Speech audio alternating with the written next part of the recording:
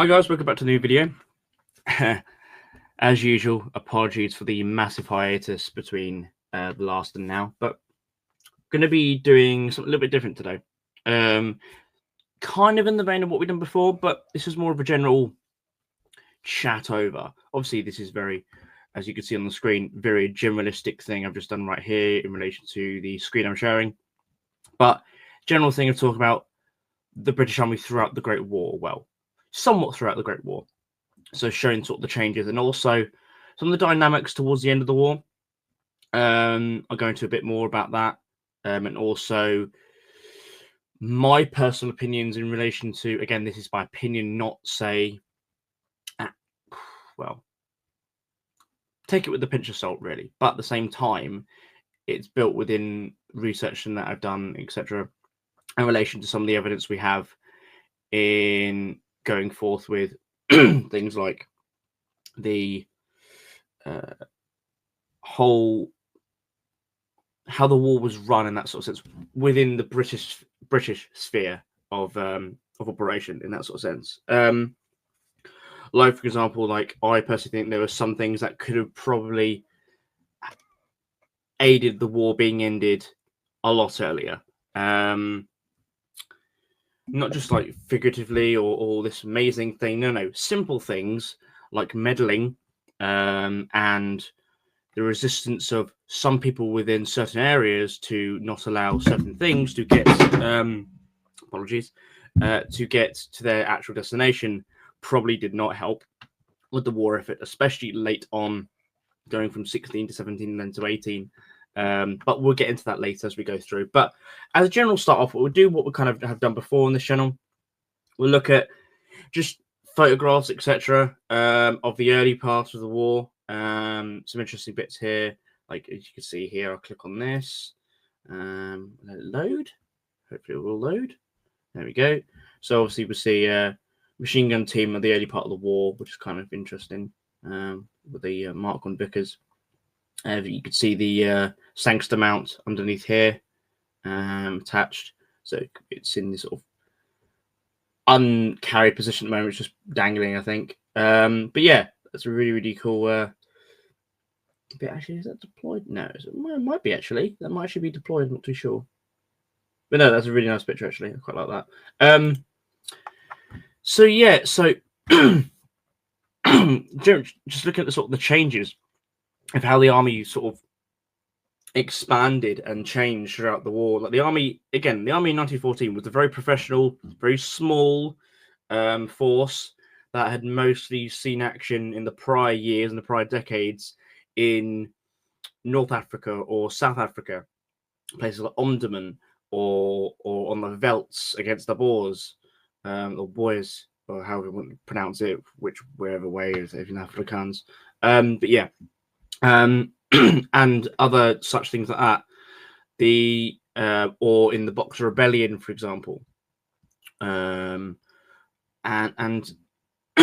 those kind of actions, like the British had not been involved in a major European conflict since the Crimea, against an actual kind of like equipped force in that sort of sense. But all in all, though, it was a very professional force, very well equipped. No matter what people say, oh, they didn't have many machine guns. It's like, well, in comparison, on a manpower by manpower basis, on the actual numbers wise, when you consider the size of, say, a battalion compared to a German battalion, quote unquote, yes, it was differently structured, but it's all in terms by the amount of men within one unit to the amount of machine guns, for example, they had, it was the same as the Germans. The Germans just had a larger force, and they worked within a regimental structure that of like 3 battalions per regiment, but created one. It was very strange how it's structured, but generally they did have technically more machine guns per single unit they put into a field, but that's just generally beside the point. But obviously the way the army changes, the way they use certain assets does change throughout the war. For example, with the machine gun, as I just said, with the Vickers or Maxim, obviously the creation of the machine gun corps in 1915 then changes the way machine guns are distributed amongst through division and corps level. were mainly divisional level, and then down to brigade, and to support, say, a brigade attack or a battalion attack or whatever it may be. Again, getting off the point. But the way it changes, the way the artillery adapts to the new realm, a lot of the time, the lighter guns of the British Army or the BEF in 1914-15, especially 1914, were fighting almost up to the point of the infantry line, to the point where they could be easily engaged by German machine guns, which then obviously left them incapacitated to thing, and left to multiple occasions of guns having to be withdrawn at almost saber point from the line, because they were left out there too far. They were too vulnerable because they generally were firing open sights at enemies they could see at, say, 1,000 to 2,000 yards on a flat trajectory, and they weren't the indirect fire role of, say, the light or medium guns wasn't set. Obviously, yes, you had the larger guns of the BEF at that time, but they were the lesser, smaller arm of the artillery at that period. Obviously, as the war goes on, guns get the amount of guns is greater, the caliber of guns is greater, and then things change and that sort of thing. So just general look through, obviously, of the mobilization of the army in 1914. Again, this is the recalling of the reserves, the special reserve. I can't remember the actual idea behind the special reserve, but I know of the existence. And also the territorial force.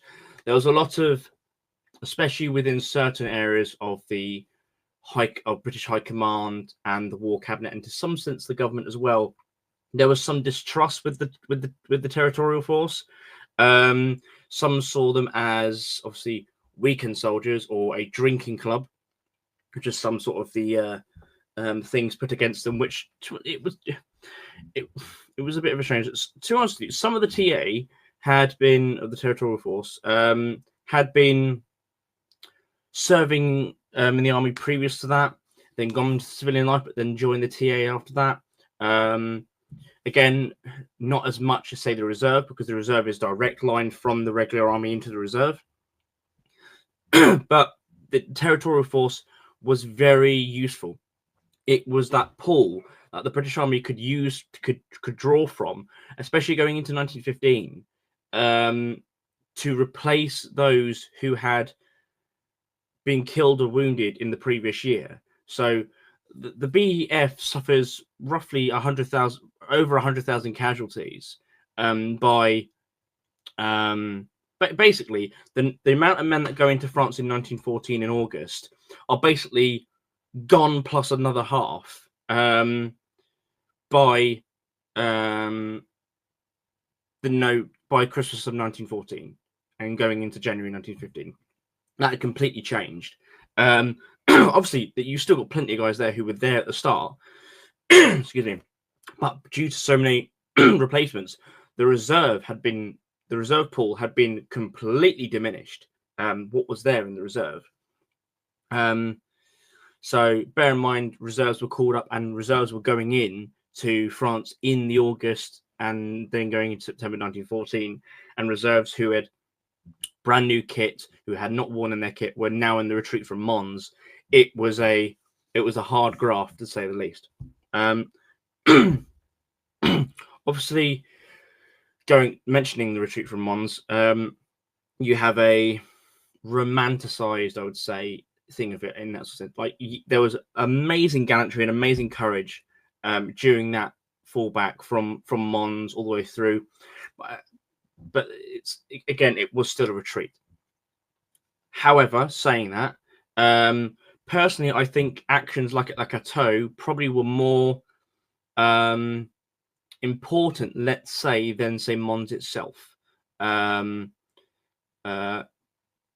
Mons, for example, Le Cateau, for example, was Second Corps under Smith Dorrien, was basically an attempt to stave off the German advance by, I think it was German think it was the German third corps. I think, I can't remember off the top of my head, probably wrong, but to stave off their advance, to give them what Smith Dorrien quoted was a bloody nose, to keep them back, to allow the rest of first corps, and then what was coming at the time, third corps, to advance. So third corps did support to an extent at Le Cateau.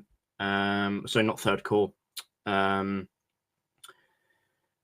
think it was 5th Division. I think, from what I remember. Again, the names and everything are off the top of my head. I'm just trying to remember. When I do a bit more thing, this is again off the top of my head. But there were new divisions coming into the line around that time of Le Cateau.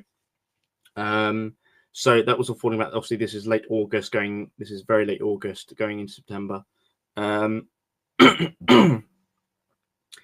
So that happens, and then obviously then you get the fallback even more from that. It does delay the Germans for a short while, and does stop one corps being outflanked on their retreat. Obviously, this all accumulates with the Battle of the Marne, or the Miracle of the Marne, whatever you want to call it, which was an amazing defense, an amazing victory. Obviously, the British did take part, but it was a mainly French affair. You then have the Battle of the Frontiers, which, well, let's just say the French lost an exuberant amount of men in the Battle of the Frontiers. Obviously, then you have the Race to the Sea. So that's kind of, in a very quick, very undetailed nutshell, the opening stages of the war from about August to going into October 1914. Then we get into the November, and then December. Obviously, everyone knows about the Christmas truce. Some things were true, some things weren't. But as a general rule, we know there were some quietings along the line in different places, mainly within the British sectors. Very rarely in the Belgian. Some maybe what in the French, but again, not as common as in the British at all. The British sectors, it was mainly sort of known, just because, unlike, say, with the French and Belgians, the British haven't had any of their actual homeland territory taken over. Unlike the Belgians, almost all of Belgium was taken by this point. So it was definitely a different kind of affair for the different nationalities at the time. Apologies if I'm not looking at the camera. I'm got the screen to my right, so I will be looking over there. Excuse me. I'll scroll down a bit more. Again, it's going on. Obviously, there were little bits of the Christmas truce. There are plenty of accounts from the time, from troops on the line, from officers, about contact they'd had with the Germans and vice versa. There might have been a football game. We don't know, but it really, really does depend. It's not likely, but it's a possibility. So as you can sort of see here, like the recruitment and everything in 1914 with the volunteer force, or Kitchener's Volunteers, as it was sometimes called, or colloquially known. Get that word out.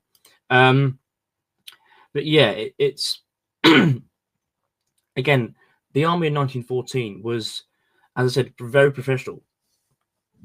However, that decided to diminish, not as well professionally, but in the way of the experience from those guys who went into France in 1914 had diminished greatly by January 15. It's because that experience wasn't there anymore, because those guys were either dead or wounded. So it was I don't know why I'm getting shown stuff that is definitely not from 1914. Okay. Stuff in the desert now. Is that okay? Yeah, I'm getting shown stuff from the interwar period. Okay, that's not what I asked for. Okay. So yeah, it's it's just having that sort of ability to build up the experience. So some troops within the territorial force was kind of needed, really, because yes, they were quote unquote part-time soldiers, but at least they were trained over a long period of time. So that experience was used to great effect in going into 1915, especially 1916, because they were the guys who were used primarily to train up the new volunteer army who just joined at the outbreak of war in 1914 to the tune of basically several 100,000 going on to 1 million men joining up in the summer and autumn of 1914, whose main debut was in 1916. So there's an idea that I do kind of frustrate with kind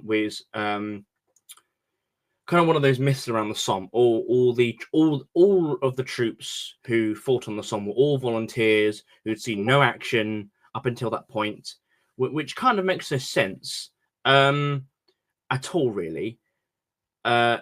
Large bulk of those troops were probably territorials and probably territorials, actually. And somewhat sense, yes, they were. So I'll go back on what I said. A large bulk. A large minority, were probably territorials, and then some of the reserve, and then still plenty of the regulars as well from the pre-war period. But again, yes, the large bulk probably were the volunteers, but they hadn't just arrived. Like, they've been there since early 16. Some of them have been there since 1915. Had gone into the line. But bear in mind, like, this isn't the only place they're being sent. Like, especially with 1915, some of them would have possibly gone to the other fronts, for example, against the Turks. So again, there's this very much tunnel vision with the Western Front, or the Western Front is only where the British Army fought. No, obviously we all know about Gallipoli. But then it's Gallipoli, and then that's it. It's like, well, no. Gallipoli went on for months. It didn't end until like November, in general terms. There was still some goings on going into the new year, but in all terms, the main pullout was November. But that was, excuse me, that was going on. You had the campaigns in Mesopotamia. You had the Salonika campaign, which it's kind of here nor there whether that was actually needed, in my personal view, anyway. Eventually, Bulgaria would collapse. Eventually, and considering with the flip-flopping of the Greek government, considering the king was pro-German, but the prime minister was pro-allies, Entente, to which the king dismissed him, and then declared Greek neutrality up until they entered the war in 1918. on the Entente side, which kind of defeats the point. Again, entering when it seems they can get something out of it, only after the Turks had capitulated. So it's kind of a weird thing. Again, I'm getting off track, but yeah, you have all these different actions in Mesopotamia, in Palestine, in the Far East, for example, with supporting with Japanese ventures against the Germans as well, against Chinese ports, German-owned ports in China, I should say, at Tsingtao, for example. So all these actions going on, and obviously, yes, you have then the campaigns in in East Africa. The first shot fired by a British Empire soldier was in Togoland, in West Africa. So it's all these different places. So again, beside the point, there's this whole thing of British soldiers not being prepared, going over the top at the Somme. Right. There's a lot of things that go into this. I think, Haig was a butcher and all this sort of stuff, and he just sent untrained men over the top. No, they were quite well trained, fairly well trained, trained by professionals. They had been in the line for months prior to, the bulk of them had been in the line months prior to the Somme offensive starting. Bear in mind, the Somme was in terms of the scope of the whole of the Western Front, was a fairly quiet place on the Western Front. Not much had happened. conditions were a lot better than others. For example, the bulk of that area is chalk, so in ways it was fairly dry as well, comparative to, say, the water tables were a lot better than, say, in the Ypres area of Belgium. So again, this was a very southern part of the line. This was the most southern part of the British line as well, because it literally joined up with the French on the River Somme. So it's it's a very key point. It's where those two armies meet and where they can kind of cooperate better. Again, I'm jumping around a bit, and we've got these on the screen, etc. Let me bring up some.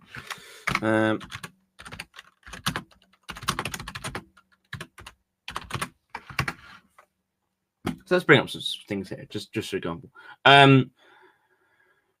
So yeah, it's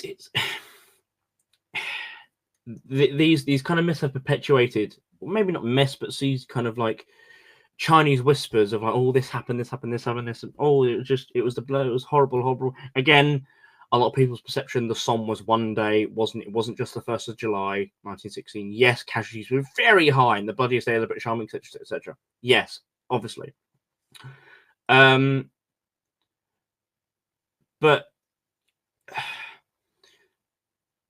the Somme wasn't just one day. It was a battle that lasted through till November.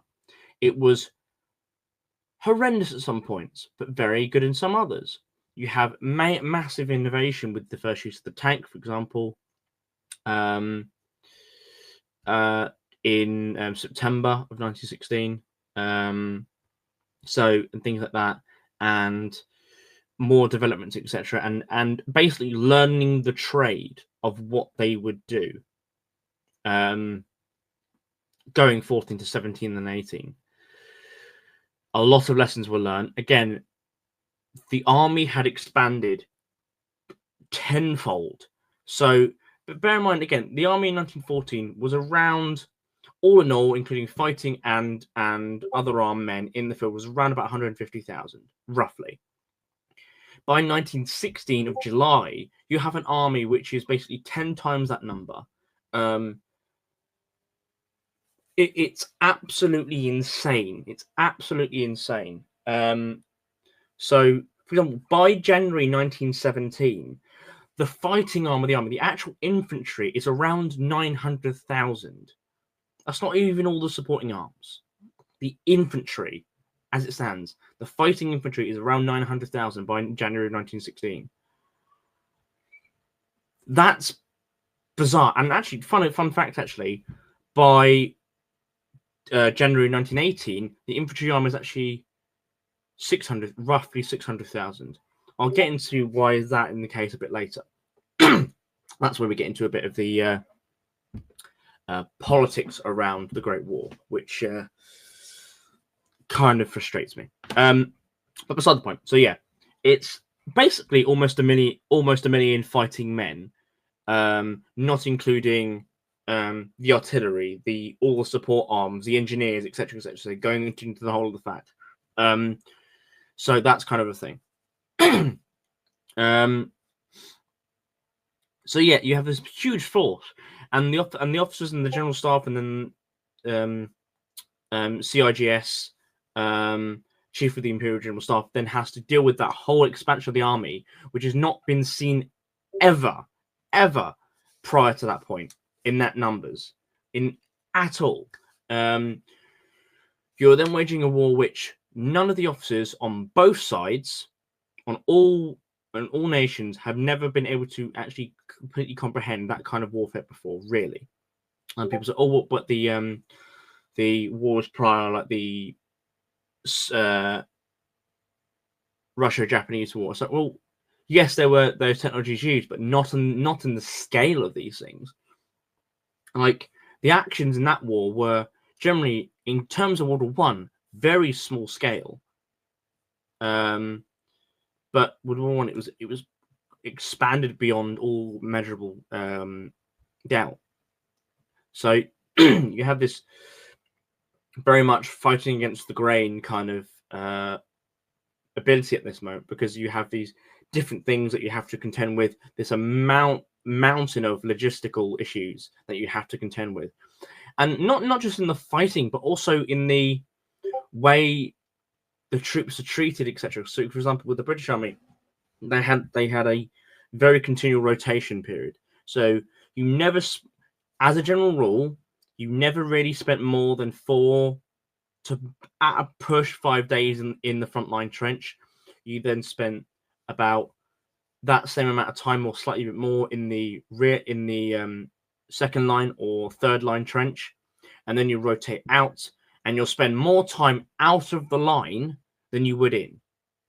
Most of the time, you normally spend a couple of weeks out of the line, and then you'll spend a small time in it.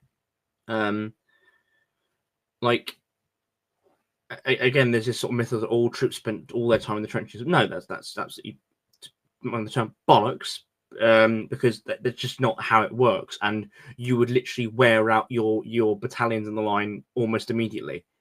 And you would, especially with the British, you would then encourage things like what happened within the French army in 1617, which is because they didn't do this. Basically, the French had a very blasé rotation,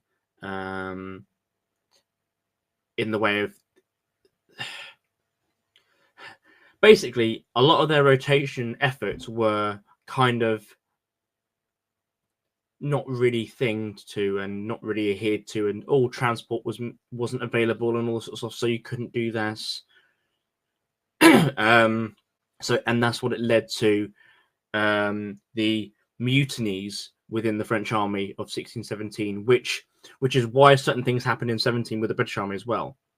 So, again, skipping forward, we'll come back to the Somme, but we'll skip forward because I've gone on a tangent again. So for example, the reasons the battles of, say, Passchendaele or Third Battle of Ypres were launched was because to take pressure off the French during that time.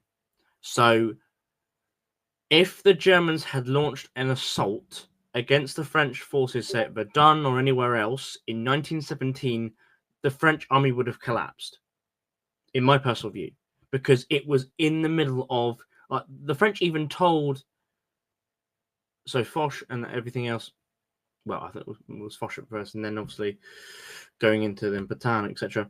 But, well, after that was Bataan, but still.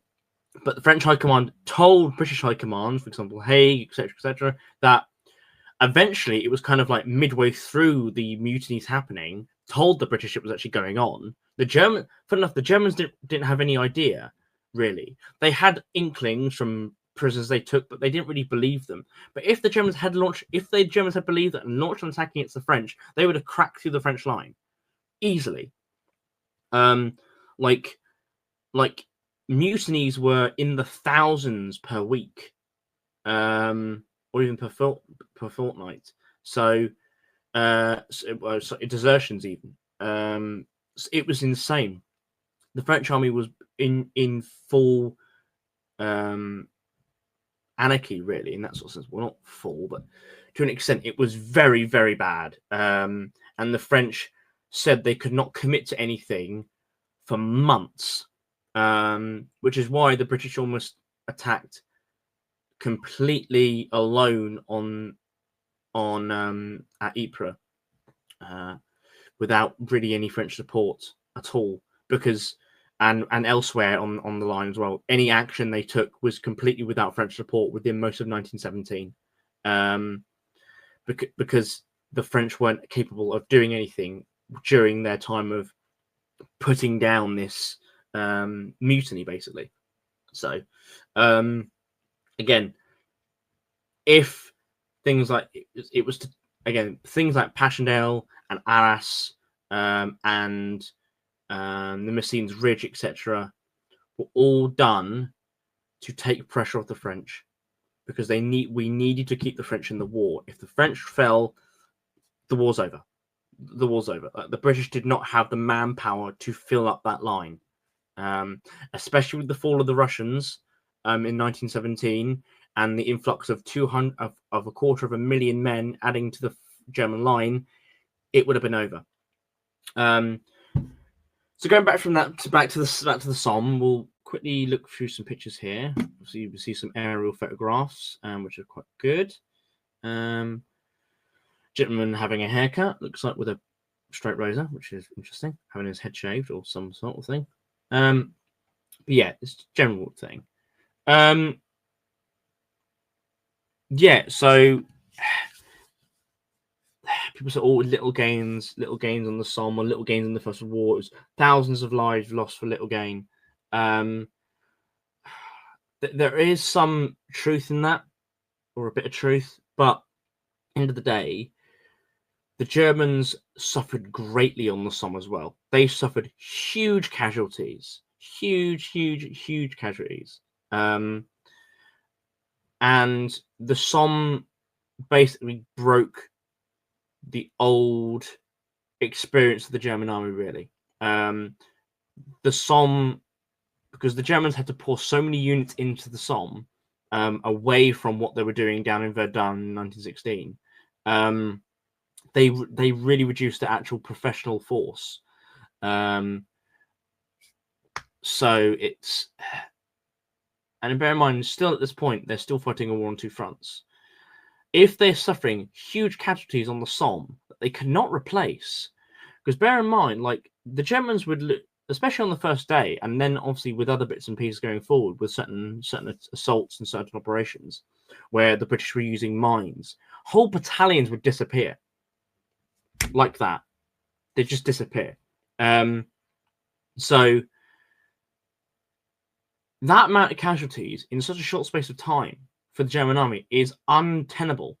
And by the end of the battle in November, the Germans had lost close to or more than the Allies, and the Allies were assaulting, which is, for a defender in a campaign, is mostly unheard of, to lose the same or more than the attacker. So it's really something.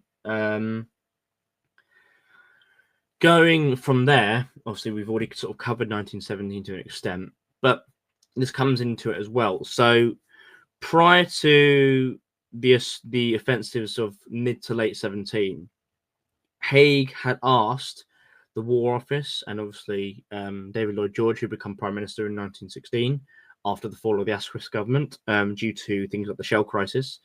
If you're not aware of the Shell crisis, basically the perpetuation of the pre-war government, etc., during the pre-war period, to only stockpile ammunition to a limit of a roughly 6-division army or slightly more, to the point where stockpiles and ammunition supplies in the first 2 years of the war were a major issue. Certain attacks at Loos, etc., had to be curtailed because there was just a lack of ammunition, a lack of shells, which became a massive scandal after a British officer leaked it to the papers, and basically led to the fall of the Asquith government, which then led to David Lloyd George becoming Prime Minister in a joint government.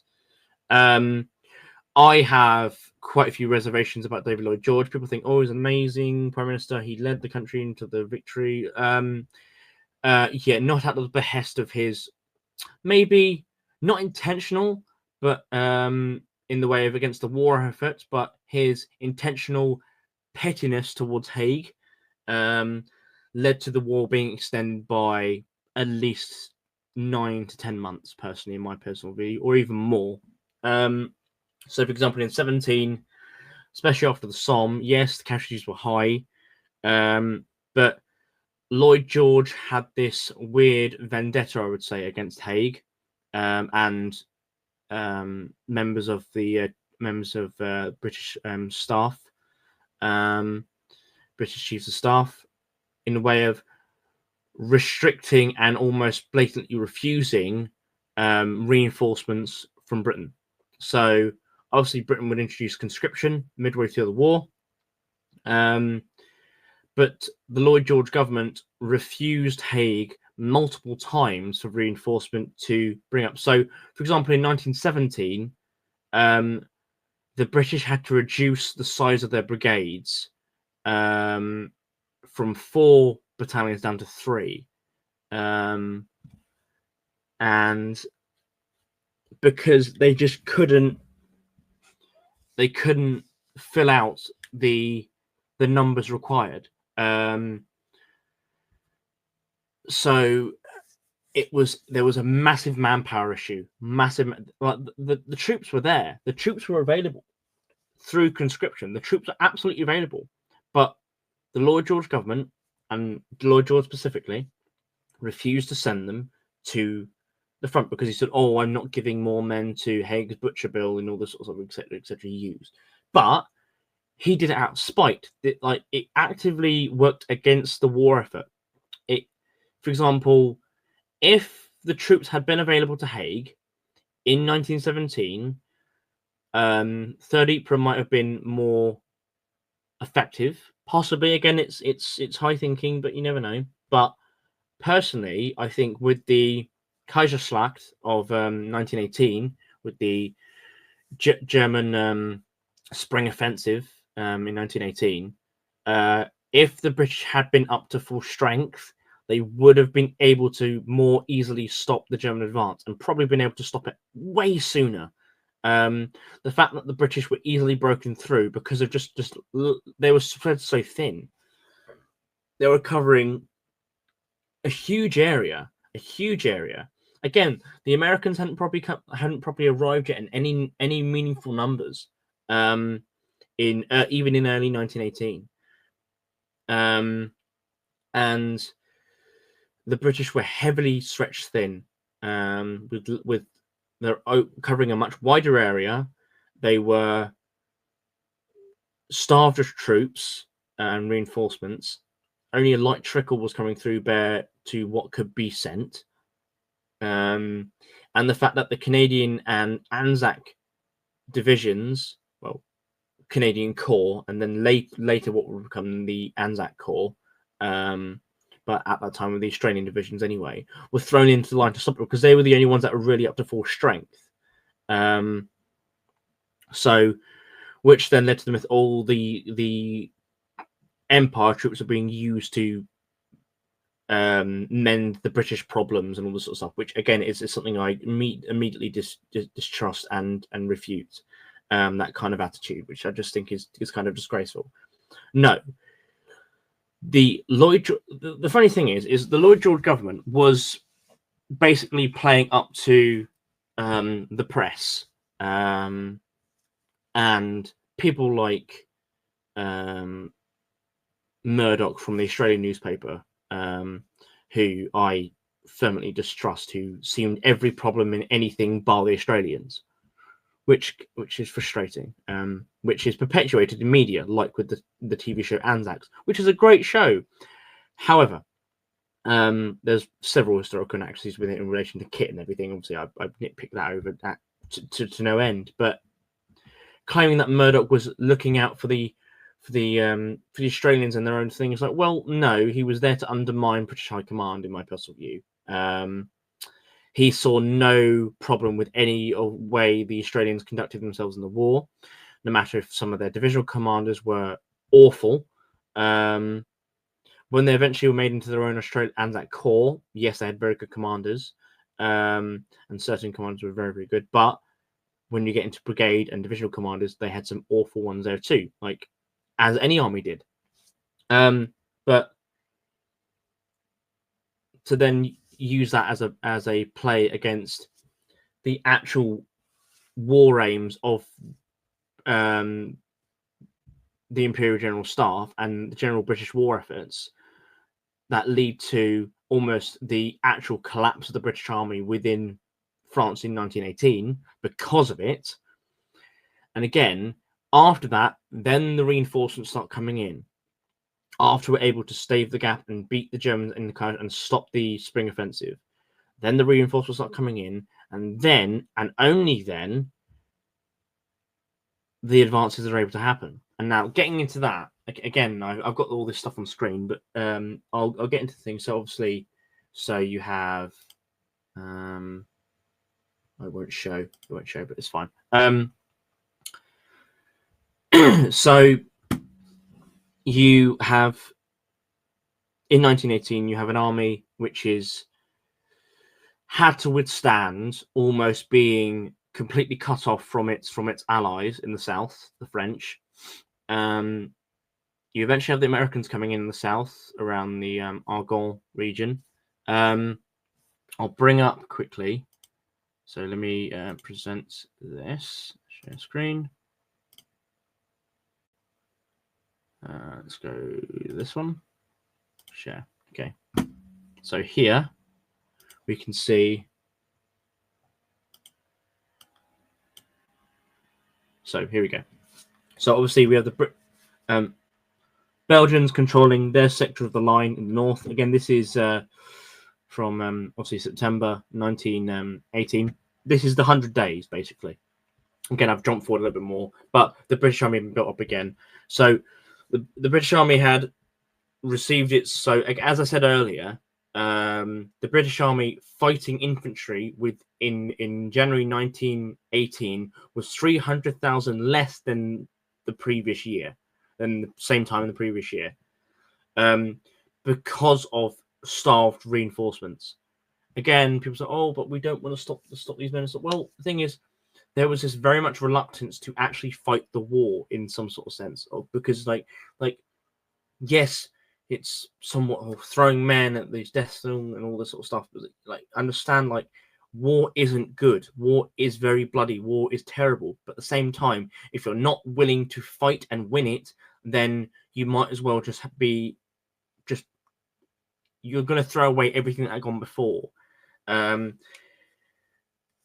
to be honest with you, those men that could have gone on the line, all like the casualties you would sustain in a very brief action to end the war quickly are negligible to the extent of the men you would lose through the extended period of what happened in the end. Personally, the war probably could have ended in early 18, in my personal view, or maybe even earlier, but probably as a general rule in early 18, if the troops had been available, because we would have been able to stop the German offensive very much sooner and probably encircle and completely crush the German advance with the troops that we would have had available if they had been sent. But getting into that, but going into late 18, the British Army had received its reinforcements and its doctrine had completely changed. So through the battles in 1917 at Arras and Third Ypres, quote unquote Passchendaele, Messines, etc., the British Army adapted. It changed its tactics. It's down from corps all the way down to the platoon level, and to somewhat section level, with how they operate, through how the use of aircraft, artillery, this full combined arms warfare. And it was the British Army and its Empire troops who were the ones, in my view, who beat the German army in the field in 1918. Now, this whole, obviously, stuff that's perpetuated in the post-war era by, obviously, within Germany, and to some extent, people say, all this kind of stabbed in the back myth, and we could have kept fighting on with the Germans, for example, and the Treaty of Versailles was too cruel. It really wasn't, compared to other stuff at the time. It really, really wasn't. What was given to the Russians was way worse by the Germans. Germany itself was still a country by the end of the Great War. Like, Austria-Hungary completely collapsed. The Ottomans had lost almost everything. So the German army was completely beaten in the field in 1918. It was pushed back all the way to the borders of Germany. Basically, it was like, if the armistice hadn't been signed, the Allies could have gone in full into Germany and to Berlin, the Entente, I should say. So as you see here, the Belgians in their sector in the north, and the King Albert, who personally, mind the term, based. Then you have the BEF under Haig. It was still known as the British Expeditionary Force, even in 1918, under multiple corps. And bear in mind, considering what the size of their front compared to, excuse me, that of 1914 or even 15 is huge. The front they hold is massive because they had to take more and more of the line to again take pressure off the French. The French had to consolidate. They had multiple divisions that wouldn't fight in 17, so they had to add on to the line. So it's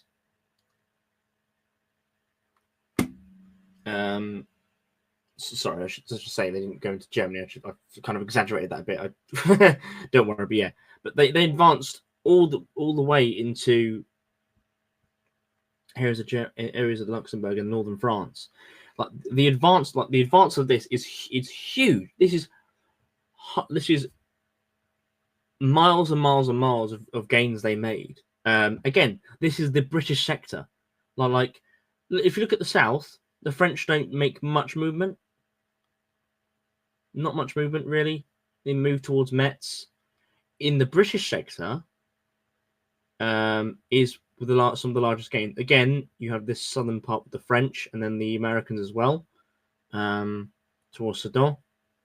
But it's the British who are moving on such a wide front. The whole of the British Army is moving, well, in France that is moving forward and is not far from Brussels by the end of the war.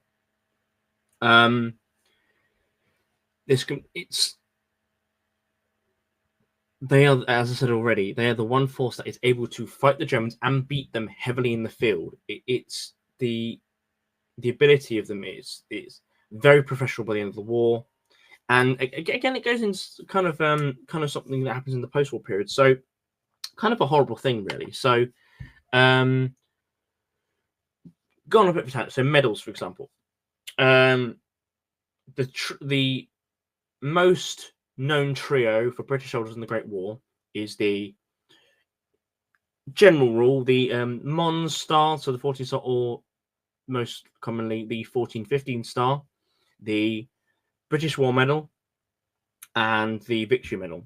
So I think the terms were Pipsqueak and Wilfred for those sort of things, which were like a cartoon at the time.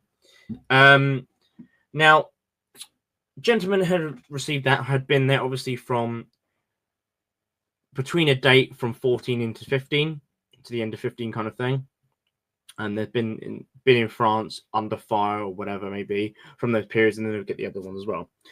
Guys who had gone to France in 1916 and served throughout to the end of the war only received the War Medal and the Victory Medal.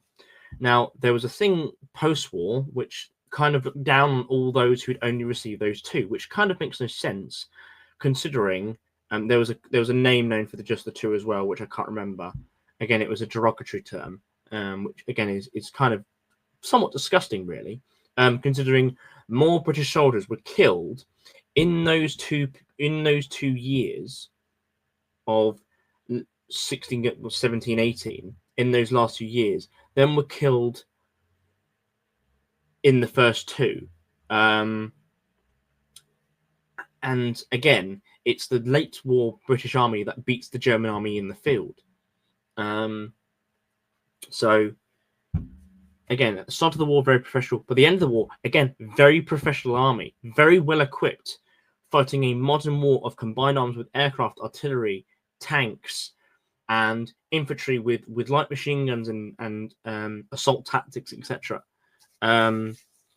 Very well equipped. They're the ones who put the German army in the field. And again, there's this, and to accept, there was a documentary made in the 1960s called The Great War, which interviewed veterans of the Great War.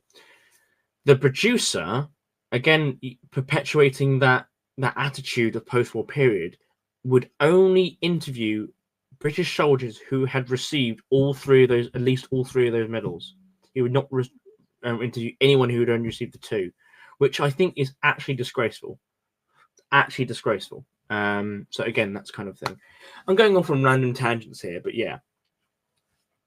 Again, this is a very general picture of how the war kind of goes within, say, mainly obviously the Western Front. Details I'll try to avoid at the moment, mainly with certain things, just because off the top of my head, but I use a general as a thing. But again, many times Haig has his faults. Sorry, again, going on tangent. Haig, for example, General Field Marshal Haig, has his faults, like anyone does. However, he is not responsible for half or more of the claims and allegations put against him, especially in the post-war era. That whole lines led by donkeys bullshit. Generally, I'm sick and tired of it, which still perpetuates. I've seen at museums sometimes, or I've seen at shows where this kind of thing, or especially within literature and stuff taught to children in schools, all the lines led by donkeys. Stop perpetuating a myth made up by an American journalist. Stop perpetuating it. It's bollocks. It was a lie made up by an American journalist who claimed it was told to him by a German officer or whatever it would be. It's nonsense. Absolute bollocks. Just like, personally, in my personal view, what, for example, a certain Adolf Hitler claimed happened with a British soldier who, quote unquote, saved his life. I think that never happened. I think it was a case of trying to put things at the British. Oh, look, you could have stopped me then, but you didn't. And it's just like an attempt to try and get the British on his side and all this sort of crap. I just think it's absolute nonsense.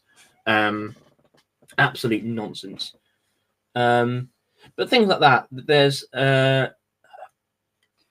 films like Oh, What a Lovely War. Even if it's a classic film and quite enjoyable in that sort of sense, it again perpetuates myths of the spineless and clueless staff officers sending their men to their deaths in droves. Again, it's nonsense. Absolute nonsense. Yes, there were plenty of actual incompetent officers and incompetent men and incompetent NCOs. But there were plenty of incompetent politicians who curtailed British High Command to do what they wanted, and also to use politics to their game, i.e., all must keep the French on the side, mustn't do this, mustn't do that, all can't do this, can't do that. So there's fault in all areas. Not just all the staff officers were ludicrous and they were just sent they never put themselves in harm's way. You were more likely to be killed as a staff officer by percentage-wise than a infantry private on the front. The percentage was way higher. As in terms of the whole of the British Army, as an infantry private or an infantryman on the front line, you had 11% chance of being killed. There was a 20% chance of a staff officer being killed. 20%. It's crazy. Over 300 British generals were killed. Generals, I think. Generals, but yeah, high-ranking officers anyway. During the war, huge amounts. There were multiple times when several like high-ranking officers, like generals and like divisional commanders, were killed.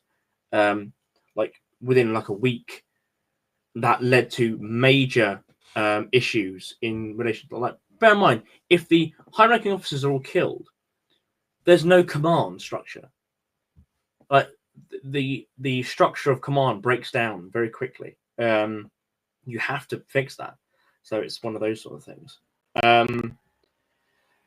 Again, I'm rambling on. Apologies, but yeah, it's there's these things that need to sort of be addressed. Really, these myths that really need to go away. And again, through media, great works. Again, as I said, like Oh, What a Lovely War is a great film, but it perpetuates so many myths which have become ingrained in societal and the thought process about when people think about the Great War.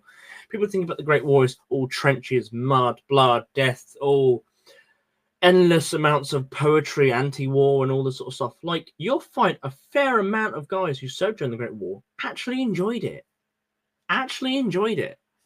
Everyone hated it. No, they didn't. A large proportion of them actually enjoyed it. Not saying just like the war part, but like regular pay, regular meals, friends, comradeship, outdoors. Like, they don't have to, like, most of them were paid better than they were in Civvy Street. And they did and were fed better. People think, oh, they were getting bully beef all the time. No, they weren't. British soldiers averaged always, most 9 times out of 10, served a hot meal in the line every day. So this kind of myth of, oh, like, and it goes back into the whole thing of, oh, they're in the line all the time. No, they were rotated very quickly. If they were in the line for more than 5 days, that was very rare, and that was generally only down to prior to an offensive, which, and again, didn't, like, all these battles and these dates and etc. Majority of the time, you were doing mostly menial tasks in the front line and day-to-day things, or you were just in the front line doing mostly nothing. All work was done at night because you don't want to be doing anything really like massive in the day that could alert to your position or give yourself away to enemy fire. So all work was done at night, major work. The only real things you had to do during the day was stand to and at dusk and at dawn and dusk. Throughout the day, you have little tasks, maybe bringing stuff up to the line, etc., but nothing major in the way of repair work until it was only at night. There's the kind of stuff about, yeah, it goes into the whole thing. I'm going around in circles a bit, but yeah, there's a lot of stuff which is perpetuated about the Great War, which is nonsense. And again, it's all the Western Front, as I've already said earlier. It's not. There were dozens of different fronts, dozens of different locations and theatres the British and Empire troops were fighting in, for example. So it's bizarre to think of anything else otherwise. So yeah, sorry to ramble on for a bit. This has gone on for an hour. So I hope this has been somewhat interesting. If I've missed anything out or I've misspoken about something, obviously please put it down in the comments, but obviously be respectful. I won't put up with any horribleness, but generally it's not too bad. But yeah, I hope that's just, it's a general thing from 14 to 18, a general thing, not going into major detail about certain actions, etc. But also I mentioned about Lakato at the start, but again, it's just more anecdotal stuff to an extent, and just showing some bits and pieces on the screen, just to have something there, so it's not just me just talking, which kind of is, but at least I've got something to show. So excuse me, but yeah, hope this is somewhat interesting, showing that movement was done. Like, the Great War wasn't just trenches, and then everyone just gives up. And people say, oh, it was an armistice. Everyone came in sort of to a peace. No, the armistice was basically a surrender, and it was. The Germans were done. The Germans were absolutely done. They've been blockaded for years.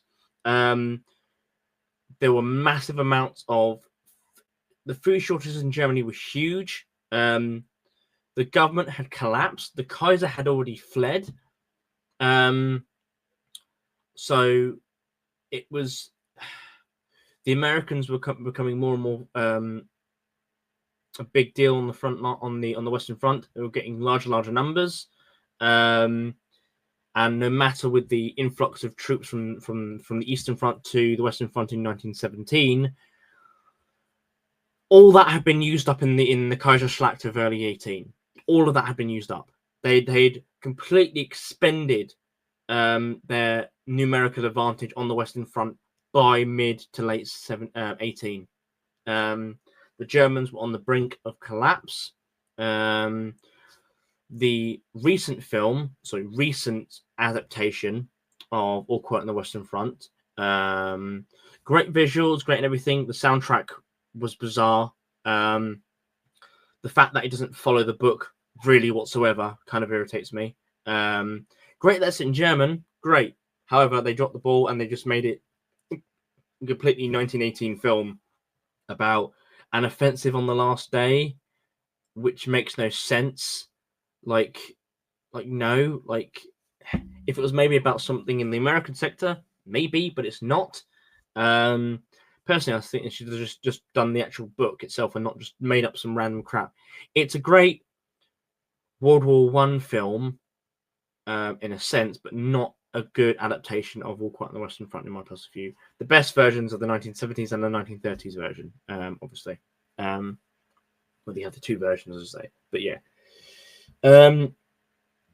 It's just bizarre, but I'm getting on to random points now. But yeah. Oh, and sort of another thing that sort of perpetuates myths, I should say as well. Again, fantastic comedy, fantastic. Blacker goes forth, but again perpetuates the ludicrous and buffoonery of the high command, like Haig, etc., and the general staff. Yes, there were incompetent officers, but a lot of the time they got replaced for being incompetent. They got replaced. So it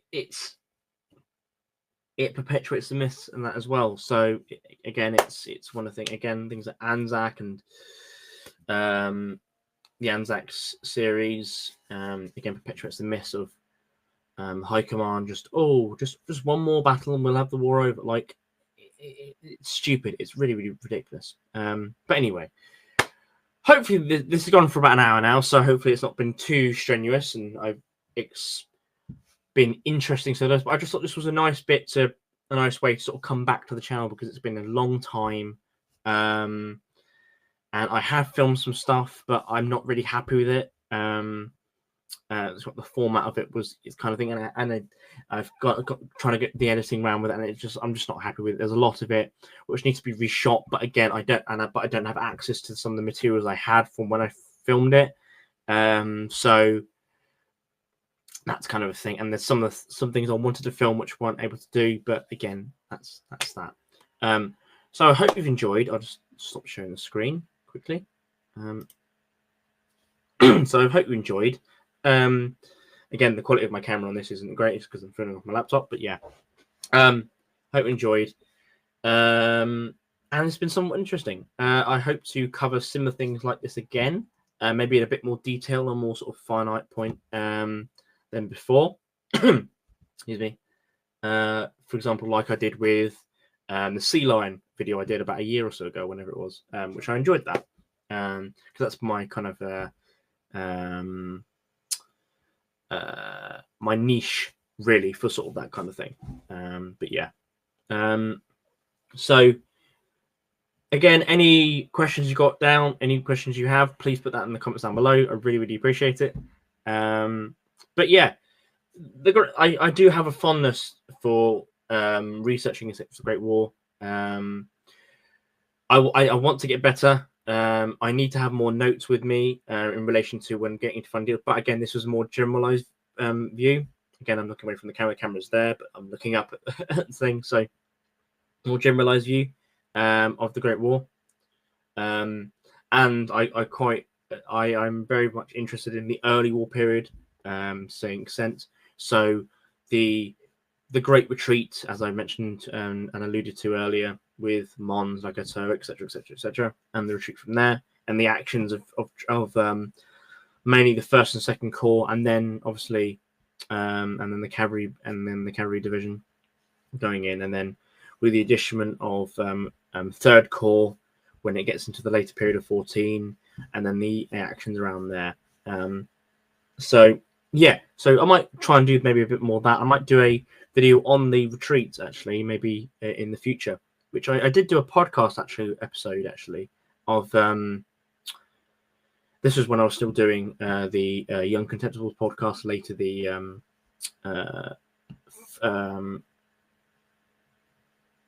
Living History UK podcast about the early part of the war and obviously the Christmas truce. So yeah, so I did that a little while ago. I say a little bit, a couple of years ago now. So, but yeah, beside the point. But again, sorry to keep sort of hankering on. I really hope you enjoyed. If you have any ideas for any future things, if you'd like to see what you'd like me to talk about, again, I'll can elaborate on those points for you if I can. If not, then I'll try to my best to look into those things. But yeah, kit-wise videos, as I said, I previously filmed one, but again, it's has been put on the burner really, just because I'm not happy with that really, and I don't really want to be putting that out. So yeah, so that's that. But I hope to have some more things coming. I'll probably be doing again, this is promises. I can't guarantee. Again, this is me. New job. Well, new job for the last few months, but I've been very busy with that. Excuse me.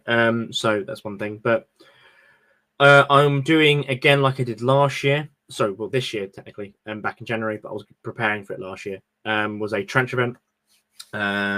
Which is New Year's in the trenches. So we'll go in that on the 2nd of January. So very early in the year, next year, and be very cold. So we'll see how that goes.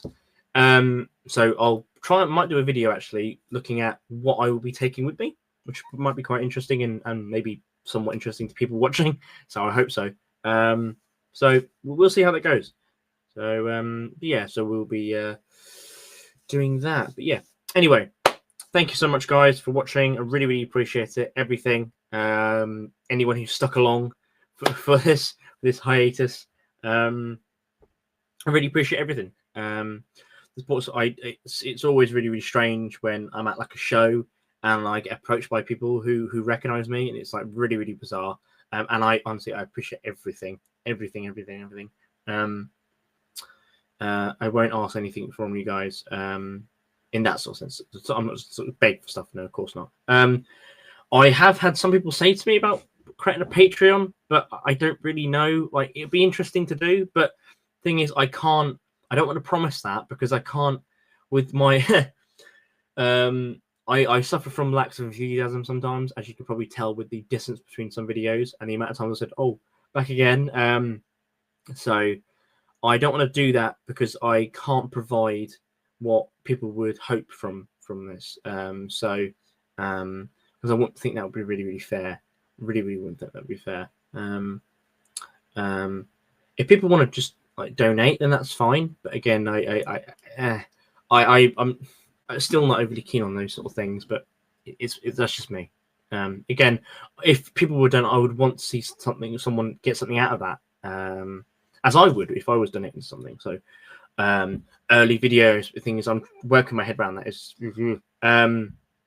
But yeah, like I can't get videos out on, let alone on time when I said they would. Anyway, let alone early ones. So that's beside the point.